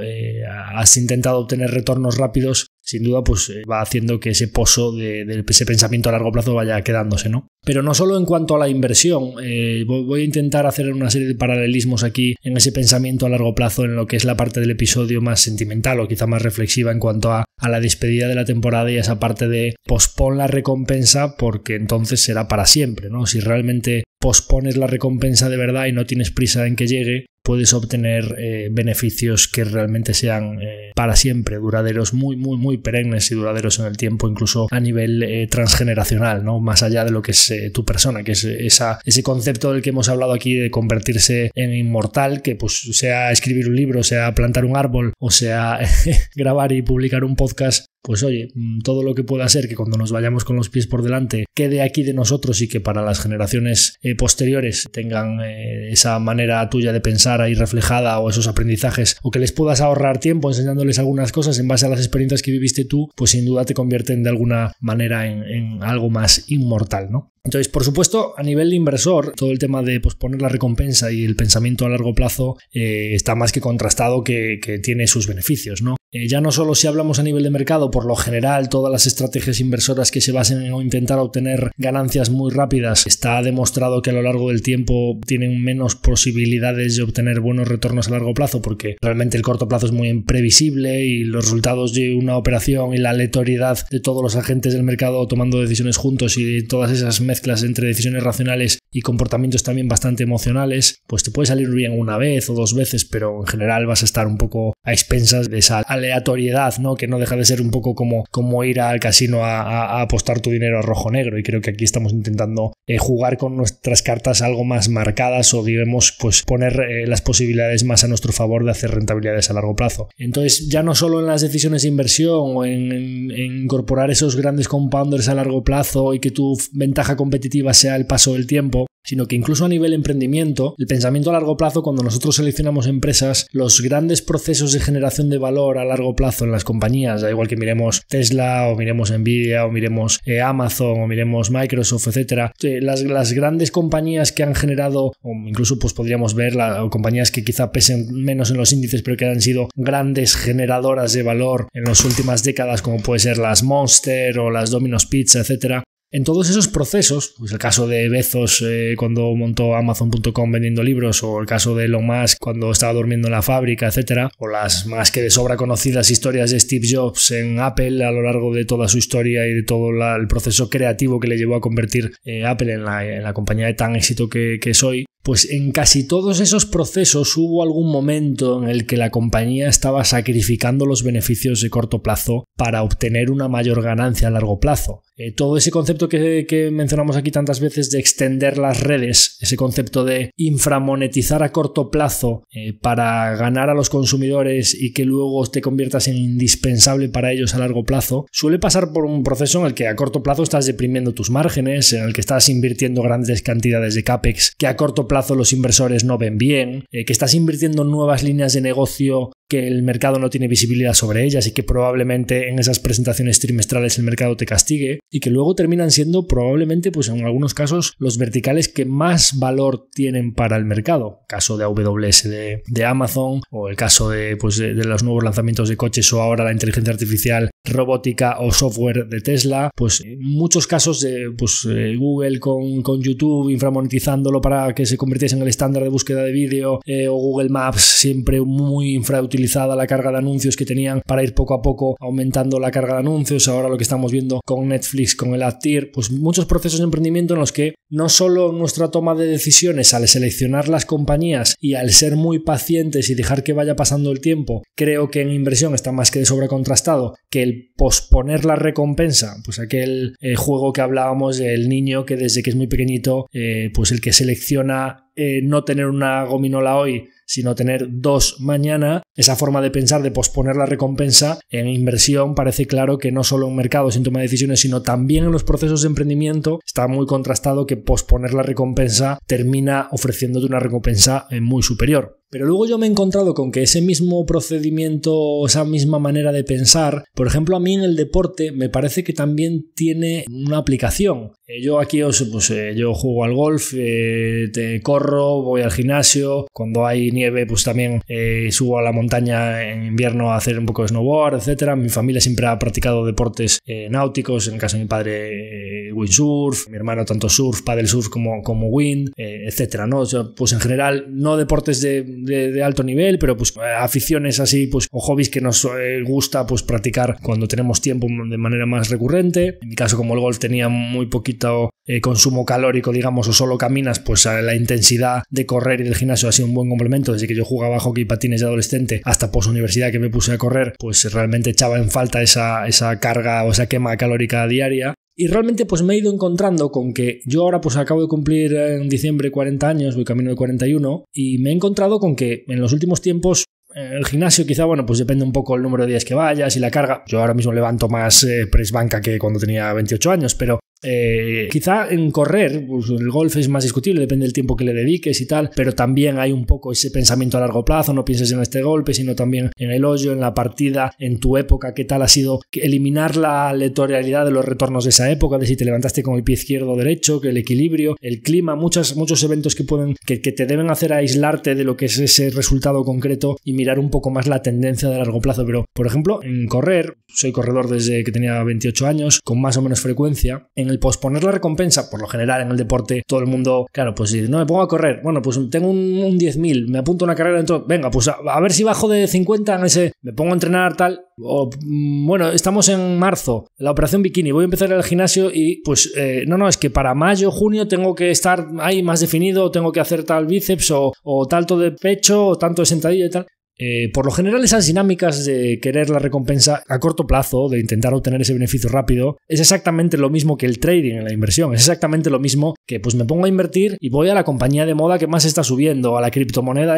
o a este curso de este inversor o entre comillas trader que me dice que me va a vender su curso, las ganancias rápidas, ¿no? El irse al Rolex, al Lambo y a todo. En el deporte al final, cuando tú llevas 15 años sin correr y ves una carrera de 10.000 para correr en asfalto que es lesivo y te pones en 2 o 3 meses a darle caña a tope para intentar, o sea, las probabilidades de que te lesiones son altísimas, ¿no? En el gimnasio 3/4 de lo mismo, tú te pones a hacer una dieta de no sé qué y a meterle carga de proteínas y creatina y tal y a darle caña a saco y tal. Primero, si tienes la suerte de que no te lesionas, tan pronto pase esa temporada y dejes la dieta y vuelvas a dejar de ir al gym tanto y tal, va a ser un efecto yo-yo brutal y realmente puedes llegar a ser que estés peor físicamente de lo que estabas antes, ¿no? Entonces a mí en los últimos años, y ahí es un poco donde está la experiencia, yo estos últimos tiempos me he encontrado con que mis metas, o sea, han sido mucho más, pues mira, yo miraba mis estadísticas y decía, joder, pues sí que es verdad que me costó cuando bajé de 41 minutos en el 10.000 o cuando bajé de 1.35 en media maratón y tal, pero joder, me ponía y preparaba 3 meses una carrera y luego a lo mejor pues durante los 2 o 3 meses siguientes no lo hacía con tanta constancia. Luego me ponía y preparaba y tenía pena no haberlo hecho con más constancia con 28 o 30 años porque las posibilidades que tendría serían más altas. Y desde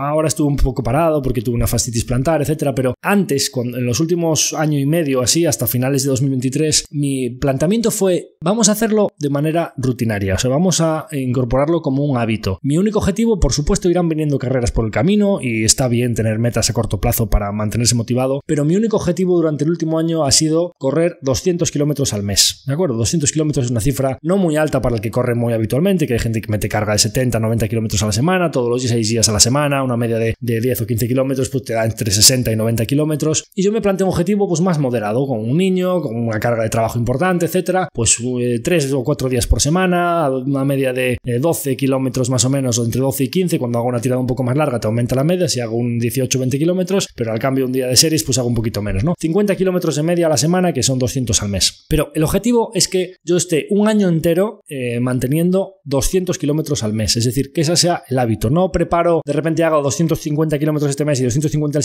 que viene porque viene una carrera y luego lo dejo. Bueno, pues cuando empecé a hacer eso de esa manera, resulta que con 40 años, cosa que no había hecho con 28 con 30, batí mi mejor marca de la media maratón, bajé de 40 minutos por primera vez en un 10.000, hice 39, 20 y pico en Laredo en marzo de este año, 1.27 en media maratón a finales de 2023, una carrera muy rápida que hubo en Villa García en media maratón, y empecé a tener tiempos en los que por primera vez me pude empezar a pensar que a lo mejor uno de estos próximos 2 años, planteándomelo en serio, podría a lo mejor ponerme la meta a medio o largo plazo de intentar bajar de las 3 horas en maratón, cosa que para mí hace unos años era completamente impensable. Este fruto que dices tú, joder, pues está muy bien, que si tú te pones a correr y dices, joder, pues yo cuando empecé a correr, a hacer 39 minutos para un matado como yo, digamos, o una persona, un corredor popular aficionado que no tiene su actividad principal en todos los deportes y tal, pues estar en forma, tener las piernas fuertes para no lesionarse y correr pues en esos tiempos ya por debajo de 4 el kilómetro en distancias largas o medias, pues está muy bien. Bueno, pues ese fruto solo ha llegado al posponer la recompensa y no pensar en una única carrera y pensar únicamente en plazos muy largos. O sea, yo ahora mismo, por ejemplo, digo, pues ya conseguí esto, pues ojalá, yo ahora mismo mi objetivo es cuando llegue a los 50 años, a ver si consigo llegar con una forma parecida a cuando tenía 40. Obviamente no te puedes poner el objetivo de bajar de 35 si acabas de bajar de 40 dentro de 10 o 12 años, pero joder, mantenerte en forma, hacerlo un hábito, que para ti ir a correr 3 o 4 días por semana, ir al gimnasio un par de días, comer bien, estar con un peso razonable y mantenerte activo para poder jugar con tu niño, venir a la oficina todos los días, etcétera, que sea algo que lo conviertas en hábito, en posponer la recompensa, y entonces resulta que con el paso del tiempo llega una recompensa mucho mayor. Resulta que yo ahora, por ejemplo, dejo de ir al gimnasio 2 o 3 semanas porque por temas personales o un viaje de trabajo o lo que sea, y voy al gimnasio y digo, joder, pero si estoy levantando lo mismo de press banca que lo que levantaba hace 3 semanas sin coger una pesa en 3. ¿Por qué? Porque no es explosivo, porque no crece ese efecto yo-yo, porque los tejidos musculares se componen de manera mucho más lenta, pero también se descomponen de manera mucho más lenta, porque forman parte de tu hábito. Porque yo ahora mismo, por ejemplo, por unas zapatillas concretas que me equivoqué en un material, etcétera, tuve una fascitis plantar que me puse a tratarla, etcétera, estuve metiéndole carga de masaje y de hielo y de tal durante 2 semanas y luego reposó total otras 2 semanas, etcétera. Ya estoy otra vez volviendo a correr y digo, pues joder, pues para llevar un mes sin correr, que a los 40 años pierdes la forma muy rápido y tal, y haber cogido un par de kilos, claro, cuando restas la carga calórica, pues como a mí me gusta también comer, etcétera, pues oye, pues me resulta que cogí un par de kilos y tal, pues los tiempos que estoy haciendo son muy parecidos a los que hacía hace un mes. ¿Por qué? Porque llevaba casi 2 años haciendo 200 kilómetros al mes, con lo cual digamos que tiene mucha más inercia posponer la recompensa que intentar conseguir bajar de tanto tiempo en la próxima carrera, que aparte de que el riesgo de lesión es más alto, esa forma que puedes saber que la recuperes, que la hayas cogido en 1 o 2 meses, en los próximos 2 meses la vas a perder también bastante más rápido. Esto estamos hablando del deporte, pero ¿y en las relaciones personales? Es muy típico pensar en esa relación del fruto rápido, ¿no? En la época, pues yo siempre he sido de tener parejas largas. Podemos aplicarlo a la pareja o podemos aplicarlo a las amistades. En el caso de la pareja, por ejemplo, yo siempre he sido de tener parejas largas. Mi pareja actual, pues llevo desde 2016 con ella, estamos casados, tenemos un niño, etcétera. La persona anterior con la que había estado también había estado 6 años, etcétera, pero en la época intermedia entre parejas, pues sin tener pareja, lógicamente, pues sales más, pues también a conocer gente, etcétera, y está como muy mitificado eso de que cuando no tienes pareja, pues salir y consumar el acto de conocer a una persona y nos fuimos para casa juntos y tal. No, eso de pues ir a hacerlo habitualmente y tal, y pues cuánto éxito tengo en el caso de los chicos, pues cuánto éxito tengo con las mujeres, o en el caso de las mujeres, pues cuánto éxito tengo con los chicos y tal, como que está muy mitificado. De verdad, yo miro para atrás y miro las épocas en las que hice eso en el pasado. Pocas veces me he sentido tan vacío a nivel personal como cuando me encontraba en esas situaciones en las que estaba con diferentes personas. Pocas veces me he sentido tan lleno a nivel personal y emocional como me siento ahora mismo con mi pareja estable y con mi hijo. Incluso los hijos, podríamos decir que la gente dice, joder, pues que pierdes mucha independencia, es que menudo follón, tal, y el mío ya tiene 4 años, ya está empezando a ser bastante trasto, ya hay que estar muy encima de él para la educación y tal, es un niño maravilloso, alegre, educado, pero es que es un niño y te las lía pardas cada 2 por 3, ¿no? Y cuando llevas un día y dices, joder, sigo peleando contigo desde por la mañana, a menudo me has liado y tal, o sea, solo el mínimo detalle de repente llego a buscarlo al colegio, ves cómo mira para ti desde el fondo de la clase y se pega una carrera de 40 metros, papi, viene corriendo, se te cuelga del cuello y te da un abrazo que te parte en 2. Y, o sea, ese instante, para una persona que no tenga hijos, es completamente imposible transmitirle la felicidad y la emoción tan grande que te produce ese instante, que compensa todos los meses anteriores desde el que te la haya liado parda, que te la hayas tenido que estar riñendo, y que hay pocas cosas que te hagan sentir tan lleno en la vida como ese momento. Y estar con muchas personas diferentes y tener la independencia de no tener a los hijos, etcétera, etcétera, que está como muy mitificado, que es la recompensa rápida o digamos el fruto rápido de guau, qué guay, todo esto. Hay pocas cosas que te hagan sentirte más vacío en la vida que esa situación. En cuanto a los amigos, podríamos aplicar lo mismo. Al final dices, no, bueno, pues esta persona que la conocí me llenó muchísimo, empecé a salir de fiesta con él y tal, me lo pasé muy tal. Pues quizá ese tipo de relaciones tan intensas a corto plazo pocas veces terminan siendo tan fructíferas como los amigos de verdad con mayúsculas en la vida, que si levantas una mano y cuentas con los dedos, te sobran probablemente dedos en una mano para contar los amigos de verdad que están ahí ante las duras y las maduras, que están contra viento y marea, y que no solo están cuando te va bien para darte la enhorabuena o para tal, sino que cuando te tienen problemas realmente te escuchan y se quedan mirando para ti mientras les estás explicando el problema que tienes, y te ponen un brazo encima del hombro y se toman la caña del café contigo y te escuchan atentamente, no solo cuando les estás contando una cosa positiva que te ha pasado en el trabajo o con la pareja, etcétera, sino que realmente se implican contigo y son un oído para escucharte cuando también tienes cosas para contarles, que la gran mayoría de gente, los amigos de fiesta, los amigos de tal, solo están para las buenas, y cuando les empiezas a contar un rollo de tal, te dicen, sí, tío, vale, sí, venga, chao, y ya está, o no te contestan, o no están ahí cuando realmente los necesitas, ¿no? Entonces, deporte, relaciones de pareja e hijos, amistad, en la vida en general, o podríamos decir incluso en el ocio, hablábamos de los deportes, incluso también en los quehaceres de, pues en general la sociedad al final, hemos hablado aquí mucho de las redes sociales, ¿no? A día de hoy, los estímulos rápidos, el impulso inmediato, las dopaminas que se le generan incluso a los niños, y lo veo con mi hijo en los vídeos de abrir una sorpresa rápido, fuego, cuál es el resultado, cuál es el premio que hay dentro del huevo y ya se quedan chafados porque ya se abrió y ahora vamos al siguiente, todos esos vídeos de premio, recompensa muy rápidamente, y que cuando el niño, por ejemplo, viene el cumpleaños y le empiezan a dar regalos y abre uno, pum, lo deja, abre otro, pum, lo deja, abre otro, es estímulo inmediato,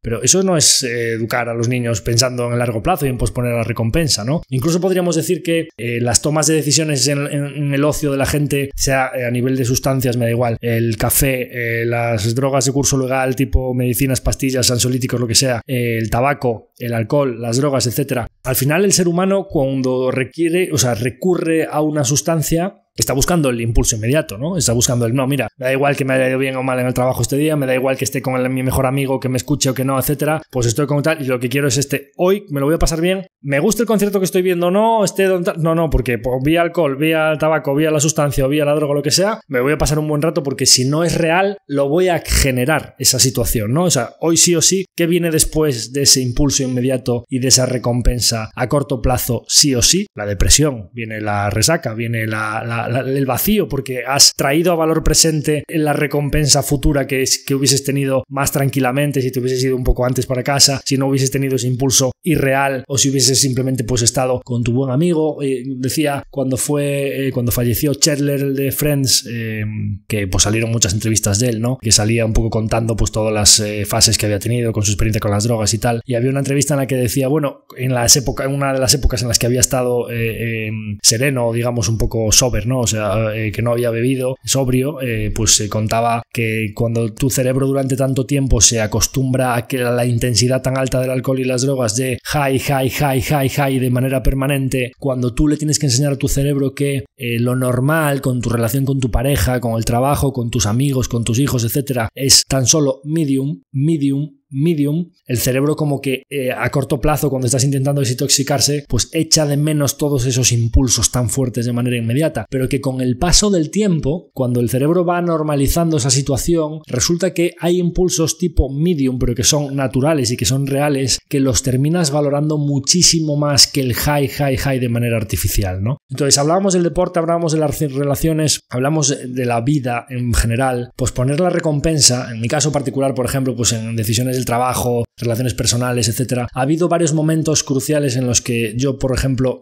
partimos de la base, no quiero darle lecciones a nadie, siempre intento con mi propia experiencia aplicar mis errores y mis aciertos para que le puedan servir de ayuda a los oyentes del podcast, y a mí me queda, ojalá, media vida por delante, ojalá que pueda vivir más años y muchísimo por aprender, y los que sois más expertos que yo que oigáis este podcast, por favor, seguid enseñándonos a los que somos más jóvenes, y seguro que hay chavales jóvenes a día de hoy que a la velocidad que van, que también me podrán enseñar unas cuantas cosas, pero yo puedo enseñaros lo que creo que fueron decisiones en mi vida en las que pospuse la recompensa y que claramente tardaron, pero llegaron frutos muchísimo más grandes, ¿no? En mi caso, quizá el mayor momento de posponer la recompensa fue cuando me independicé, cuando monté el negocio por cuenta propia. En 2013 me fui del banco, en 2014 registré la EAFI, que por cierto, aprovecho para decir aquí, no vamos a tener podcast, pero el mes que viene es el 10º aniversario de Acción Inversiones. La EAFI la registramos en julio de 2014, con lo cual pues es un momento también importante para nosotros, pues 10 años después creo que ya podemos emitir aquí o hacer alguna reflexión sobre lo que han sido estos 10 años frente a lo que habían sido los 10 anteriores en mi etapa profesional. Y bueno, pues en ese momento, pues estábamos hablando del año 2013, con el sueldo que yo tenía, que pues había tenido una buena trayectoria en banca por la gran suerte que tuve de coger un buen trabajo en 2006, antes de la crisis de 2008, tener una buena evolución en Banco Santander, y que luego me fichase un banco inglés que tenía un buen problema para resolver y estaba dispuesto a pagar nóminas altas para resolver aquel problema a gente que tuviese experiencia en banca española y especialmente en sector inmobiliario. Y yo, bueno, pues estaba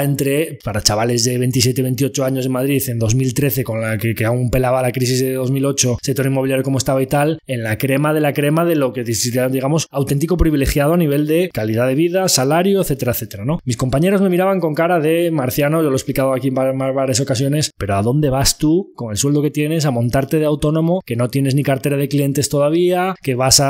con una mano delante y una mano detrás? Yo por suerte había sido ahorrador, pero con un paro que tenía durante 12 meses y tal, bueno, pues allá fue, ¿no? Lógicamente yo tardé bastante en llegar a tener una facturación neta, digamos facturación menos gastos, equiparable a lo que era mi salario de 2013 en Barclays. Pero, o sea, si miro hacia atrás, y creo que hay pocas veces que pueda decir que una decisión fue tan acertada en mi vida como el posponer la recompensa, porque yo en aquel momento, ¿qué tendría que hacer? Pues comprarme una casa cojonuda en el centro de Madrid e ir en un coche puta madre por ahí a maquear el fin de semana.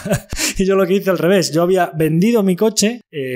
no me compré ninguna casa, me vine de alquiler, monté la oficina en el despachito de casa y me puse, quiero decir, fue claramente posponer la recompensa frente a lo que podía haber hecho en aquel momento, ¿no? De hecho, bueno, pues muy diferente a lo que hacían mis compañeros del banco de aquel momento. Bueno, no solo, por supuesto, no vamos a expresar aquí porque es imposible transmitir lo suficiente lo importante que es dedicarte a lo que te gusta. Y yo la diferencia entre mi dedicación al trabajo que tengo actualmente y la que tenía al trabajo en el banco, pues es que es como la noche y el día, ¿no? Como, o sea, es decir, es de 0 a 100. O sea, no puedo transmitir la pasión que tengo por mi trabajo actual y lo importante que es dedicarse a lo que a uno le gusta y sobre todo tener la seguridad de que el fruto del trabajo diario es para ti. O sea, que estás dedicándote a lo que es tuyo, que es para ti, para tu familia, para las generaciones que vienen, ¿no? Eso es importantísimo. Pero es que incluso también resulta que cuando tú tomas decisiones de esa manera, porque esa decisión no fue económica, o sea, esa decisión no fue, no, mira, vamos a sacar mi nómina actual y a lo mejor en 4 años o 5 años estoy ganando más dinero en Coruña de lo que gano ahora mismo en Madrid. No, nada más lejos de la realidad. Era, bueno, a ver cómo va económicamente, pero esto es lo que yo me quiero dedicar en cuerpo y alma. Es decir, esto es lo que me gusta. Y resulta que eventualmente, volvemos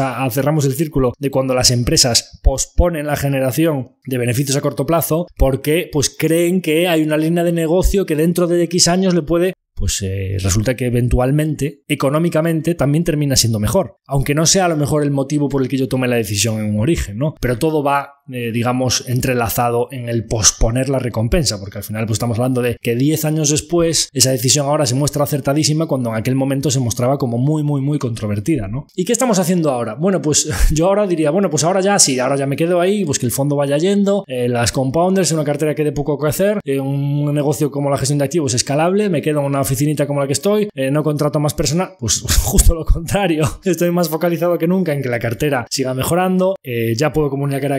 aquí que nos estamos moviendo a una oficina nueva, que espero que podamos inaugurar entre septiembre y octubre, estamos precisamente iniciando la reforma ahora mismo, que creemos que va a ser, pues claro, acabamos de firmar un contrato de 10 años, yo le he pedido a la propiedad, largo plazo, yo aquí, si nos metemos a reformar esto, queremos un contrato de muy largo plazo, esta va a ser la oficina de acción e inversiones como mínimo para los próximos 10 o 15 años, probablemente más, pues yo tengo 40, la oficina mía que esté a los 50 o 55, estamos hablando de lo que va a ser el núcleo de mi carrera profesional. Pues quiero una oficina que esté bien. Yo quiero que cuando vengan aquí los clientes a charlar con nosotros, a sentarse, etcétera, quiero que estemos a gusto. Quiero que las personas que trabajan conmigo, las que ya están ahora mismo y las que espero que estén en los próximos años, que estemos muy a gusto aquí, que sea un verdadero privilegio trabajar en una de las pocas firmas de gestión de activos independientes que hay en Galicia, aquí en el centro de Coruña y en esta ubicación tan buena y tan maravillosa con esta calidad de vida y todo esto que tenemos aquí que nos gusta a nosotros tanto, ¿no? Pues es algo muy, digamos, muy poco habitual, muy poco ordinario, digamos que es algo bastante especial y quiero que se transmitan todos esos valores del largo plazo, de la robustez, de las decisiones que tomamos, que vamos con un rumbo muy firme, pues todo eso estamos intentando transmitirlo en esta nueva sede de Acción e Inversiones. Podría no contratar a más gente y tener pues coger ciclos medios y pues oye, pues sácame los papeleos y tal y yo me centro nada más lejos de la realidad. No solo estoy haciendo que mi compañera Niles crezca todo lo posible y que pronto pueda empezar a coger responsabilidades también en la parte de gestión, monitorización, seguimiento de compañías, de las informaciones, de las entrevistas a profesionales de la industria, de las conference call, etcétera, etcétera, sino que también vamos a implementar un sistema para todo el análisis de datos y toda la gestión de las compañías de nuestra cartera para profesionalizar todos nuestros sistemas. Muy pronto,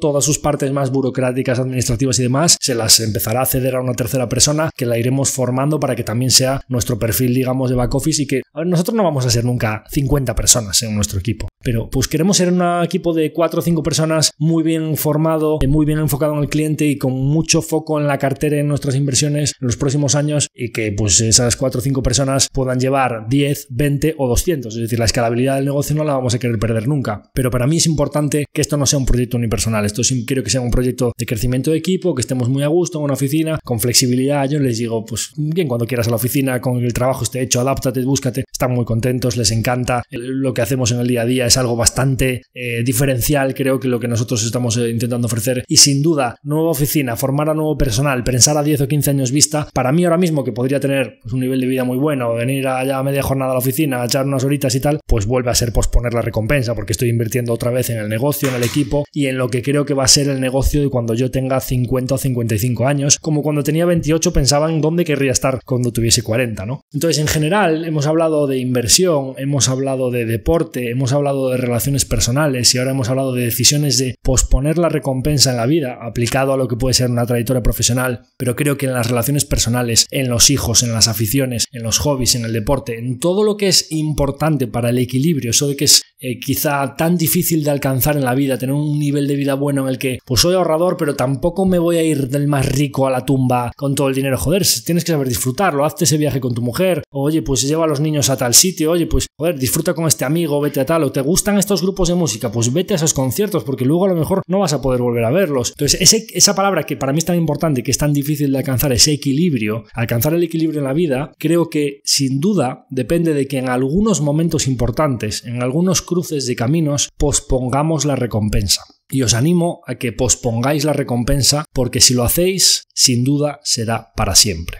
Con esta reflexión no solo terminamos el episodio de hoy, sino que terminamos también la tercera temporada del podcast. De verdad, gracias infinitas por vuestra audiencia cada semana. Os invito a que compartáis el episodio de hoy con vuestra gente cercana para que este proyecto pueda perdurar y seguir creciendo con el paso del tiempo. Y nada más, me despido de todos vosotros hasta la próxima temporada, que será pues allá por otoño de 2024, más o menos a finales de este año, cuando empezaremos con el primer episodio de la cuarta temporada. Os deseo a todos un muy feliz verano y gracias de verdad, de corazón, a todos vosotros. Un abrazo muy fuerte, hasta el próximo episodio y la próxima temporada.